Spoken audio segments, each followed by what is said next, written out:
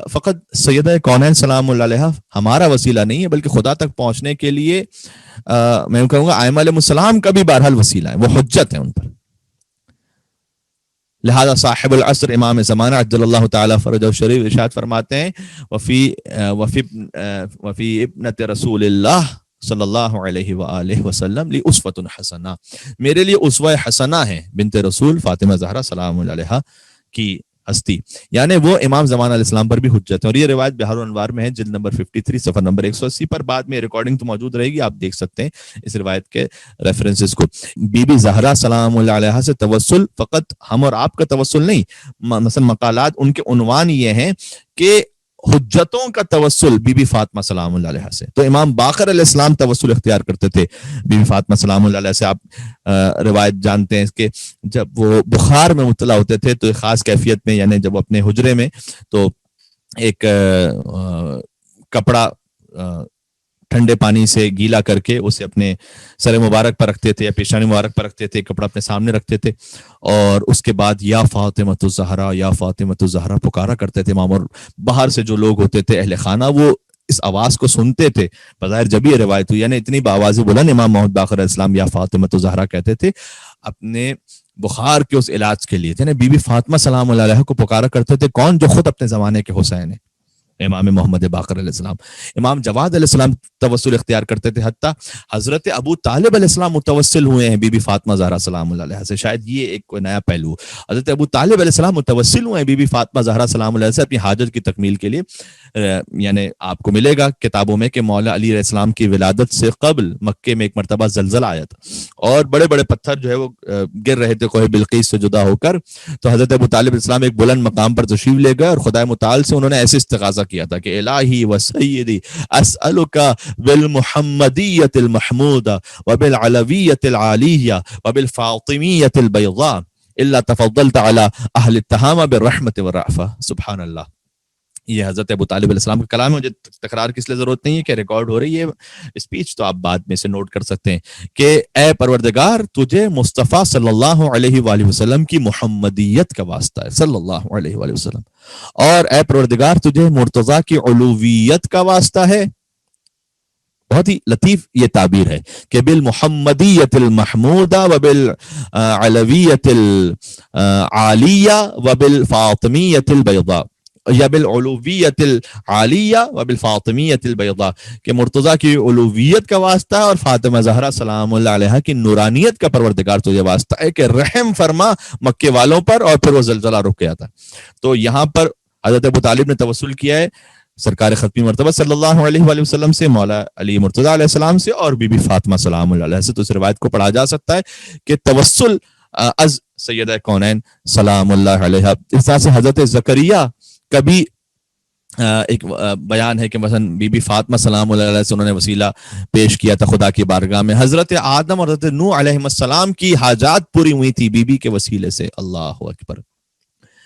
ایک روایت بیان کی ہے شاہزان بن جبریل قمی نے اپنی کتاب الفضائل میں، صفحہ نمبر 79 سے 82 تک آپ کو روایت ملے گی. خبر و مفاخرت علی ابن ابی طالب و فاطمہ الزہرا سلام اللہ علیہما، اس باب میں کہ مفاخرہ امیر المومنین اور سیدہ کونین سلام اللہ علیہما کے درمیان. اور اس بات کو اس لیے عرض کر رہا ہوں تذکراً، آپ یقیناً اس مفاخرے کے بارے میں علم رکھتے ہوں گے، لیکن ایام فاطمیہ میں پڑھنے کے لیے ایک اچھا ایک مجلس کا پورا موضوع بن سکتا ہے.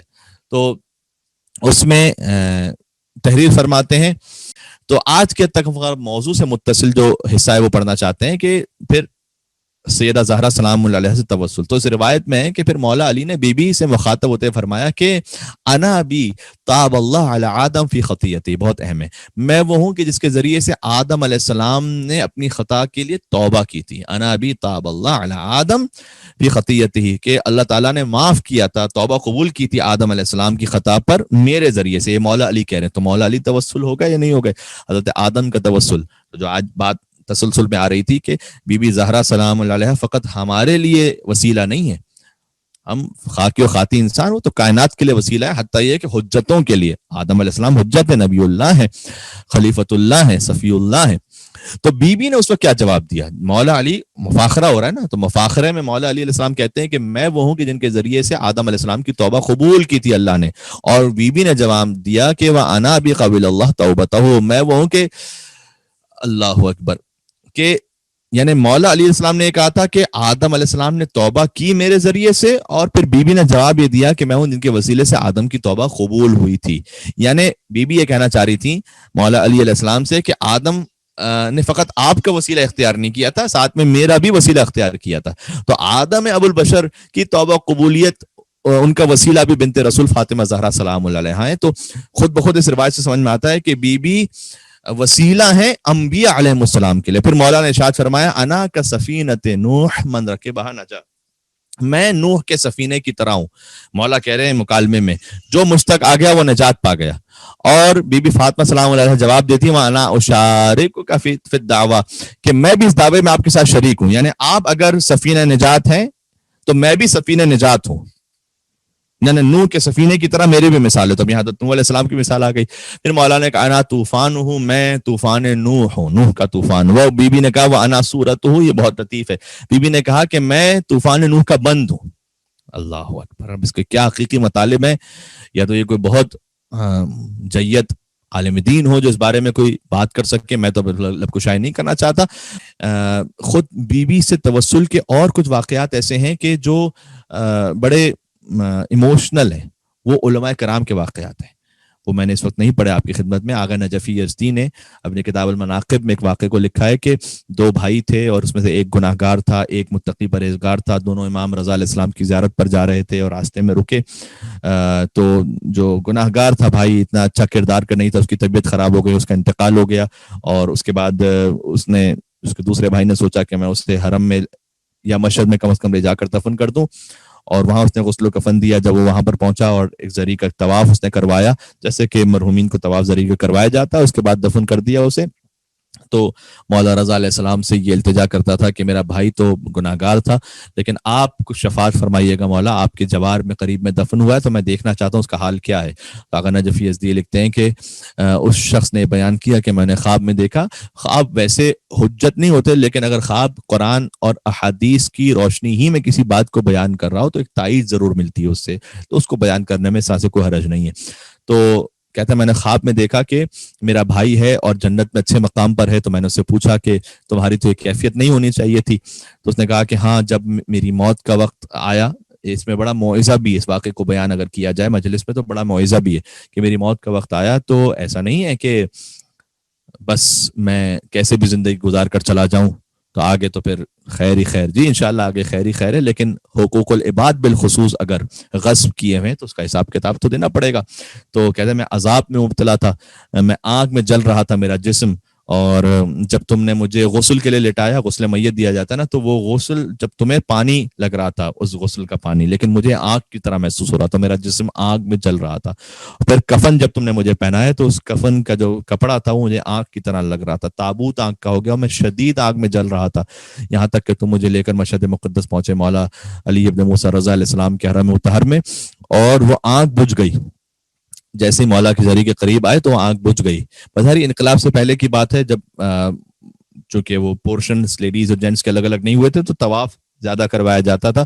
تو کہتے ہیں کہ میں وہاں جب تم مجھے پہنچے لے کر اور تم نے وہاں طواف مجھے کروانا شروع کیا تو میں نے دیکھا کہ امام رضا علیہ السلام خود بنفس نفی زری میں تشریف فرمائے. یہ ایک عالم دین ہے، ان کا بھی اس طرح سے خواب ہے کہ ان کے ذہن میں خیال آیا تھا کہ ہم امام رضا علیہ السلام کے حرم میں جاتے ہیں تو اتنے ہزاروں لاکھوں زائرین ہوتے ہیں، سب امام رضا علیہ السلام کو پکار رہے ہوتے ہیں، تو کیا ہماری آواز وہ براہ راست سنتے ہیں یا نہیں. دعائے جوشن کبیر میں کہ یا من لا یشغلہ سمع عن سمع، اے وہ کہ جسے ایک کی آواز کو سننا دوسرے کی آواز سے غافل نہیں کرتا. یہ خدائے متعال کی صفت بیان کی گئی ہے. وہ واجب الوجود ہے، ممکن الوجود میں ہوتے ہوئے تمام صفات کا مظہر ہے ائمہ علیہ السلام، خدا کی صفات کا مظہر. تو جیسے خدا کو ایک کا پکارنا دوسرے کی آواز سے غافل نہیں کرتا، ویسے ائمہ علیہ السلام کے لیے بھی ہے. تو اس نے کہتا ہے کہ میرے ذہن میں جب یہ خیال آیا تو میں نے دیکھا، کیونکہ میں خواب بیان کر رہا تھا، کہتا ہے میں عالم خواب میں دیکھا کہ امام رضا علیہ السلام کے حرم میں ہزاروں لاکھوں زائرین ہیں اور ہر ایک کے سامنے بنفس نفیس امام رضا علیہ السلام تشریف فرمائے. یعنی میں کیا عرض کرنا چاہ رہا ہوں، یعنی امام رضا علیہ السلام ہر ایک کے سامنے بنفس نفیس ایسا ہے کہ جیسے وہ خود براہ راست امام رضا علیہ السلام سے بات کر رہا ہے وہ شخص خود. تو یعنی اتنا ائمہ علیہ السلام کے حرم میں جب ہم جاتے ہیں تو ائمہ علیہ السلام سے ہم ایسے کلام کر رہے ہوتے ہیں کہ بس میں ہوں فقط اور کوئی نہیں ہے. جو ایک حدیث قدسی کا بھی اس طرح سے بظاہر بیان ہے کہ اللہ تعالیٰ نے کہا کہ اے بندے جب تو میری عبادت کرتا ہے تو ایسا محسوس ہوتا ہے کہ جیسے جو نا تیرے بہت سے رب ہیں نعوذ باللہ. یعنی تو میرے بارے میں خیال کرتا ہے، پھر کبھی کہیں اور ذہن نکل جاتا ہے، کبھی کوئی اور سوچنے لگتا ہے تو اگر جب تو میرے بارے میں جب عبادت کرتا ہے تو ایسا لگتا ہے کہ ایسے عبادت کر رہا ہے جیسے بہت سارے رب ہیں، اور جب تو مجھے پکارتا ہے تو میں تجھے ایسے سنتا ہوں کہ جیسے تیرے علاوہ میرا کوئی اور بندہ ہی نہیں. سبحان اللہ. ہونا برعکس چاہیے. خدا کے علاوہ ہمارا کوئی رب نہیں ہے اور خدا کے ہمارے علاوہ لاکھوں اربوں کروڑوں بندے ہیں، لیکن خدا ہماری ایسے سنتا ہے کہ جیسے ہمارے علاوہ خدا کو اور بندہ ہے ہی نہیں، ایسے سنتا ہے خدا. تو ائمہ علیہ السلام بھی مظہر صفات خداوندی ہے. تو غور کیجئے گا. تو کہتے ہیں کہ میں نے دیکھا اس بھائی کا میں واقعہ جو پڑھ رہا تھا کہ امام رضا علیہ السلام کے حرم مطہر میں میں نے دیکھا مولا رضا علیہ السلام موجود ہے اور ایک بہت بزرگ ہستی بھی وہاں پر ہے.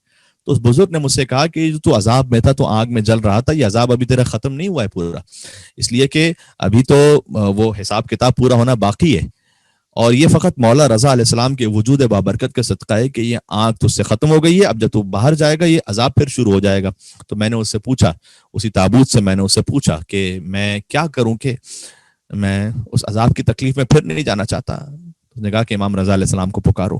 تو کہتے میں نے امام رضا علیہ السلام کو پکارا، یا غریب الغرباء کہا ہوگا، یا معین الضعفاء کہا ہوگا.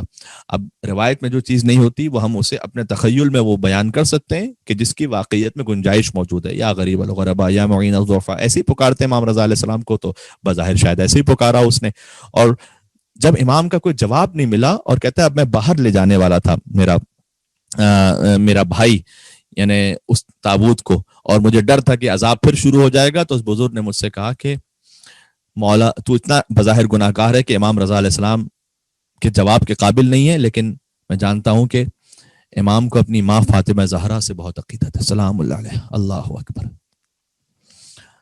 اس موضوع کی وجہ سے ہم نے اس واقعے کو بیان کیا کہ امام کو اپنی ماں سلام اللہ علیہ سے بہت محبت ہے، تو ان کا واسطہ دے کر پکار. علامہ طباطبائی کی بھی نصیحتوں میں موجود ہے کہ جب ائمہ کے حرم میں جاؤ تو بی بی زہرا سلام اللہ علیہ کا وسیلہ دے کر دعا مانگو. تو توسل حضرت بی بی صدیقہ کبریٰ فاطمہ زہرا سلام اللہ علیہ موضوع تھا. تو یہ انبیاء کے ہم نے کچھ باتیں عرض کی، حضرت آدم، حضرت نوح، حضرت زکریا کی دعا قبول ہوئی بیوی کے ذریعے سے. ائمہ علیہ السلام کا وسیلہ کہ امام باقر علیہ السلام وسیلہ پیش کرتے تھے. امام محمد تقی الجواد علیہ السلام کے لیے روایت میں ہے کہ جب بھی وہ جاتے تھے روضہ رسول کی زیارت پر تو حجرہ زہرا سلام اللہ علیہ میں ضرور جاتے تھے اور وہاں بیٹھ کر مستقل عبادت میں مشغول رہتے تھے. تو بی بی کے حجرے سے توسل امام محمد تقی الجواد علیہ السلام اختیار فرمایا کرتے تھے. امام رضا علیہ السلام کی خاص عقیدت اور ارادت ہے اپنی ماں سے، اور ہر امام کے حرم میں جائیے تو بی بی کا وسیلہ اور توسل پیش کیجیے. کہتے ہیں میں نے مولا رضا علیہ السلام کو پکار کر کہا کہ اے مولا آپ کو آپ کی ماں فاطمہ زہرا کا واسطہ سلام اللہ علیہ. اس وقت مولا نے اپنی نگاہوں کو بلند کیا اور مجھ سے کہا کہ اے شخص تو اس قابل نہیں تھا کہ ہم تجھے جواب دیتے، لیکن ہم کیا کریں، تو نے ہماری ماں کا وسیلہ اور ہماری ماں کا نام ہمارے سامنے پیش کیا اور جہاں ہم نے تجھے ہر عذاب سے نجات عطا کی. ایسے علماء اب یہ واقعہ ہے، اسے مصائب کے مقدمے کے طور پر ہم اور آپ پڑھ سکتے ہیں. مصائب کے مقدمے کے طور پر اسے پڑھا جا سکتا ہے، کیونکہ جب یہ واقعہ پڑھیں گے نا، جیسے پڑھتے ہوئے بھی ہمارا دل بھی نرم ہو جاتا ہے، مغموم ہو جاتا ہے، بی بی سے متصل ہو جاتا ہے، تو یقیناً سامعین پر بھی اس کا اثر ہوگا.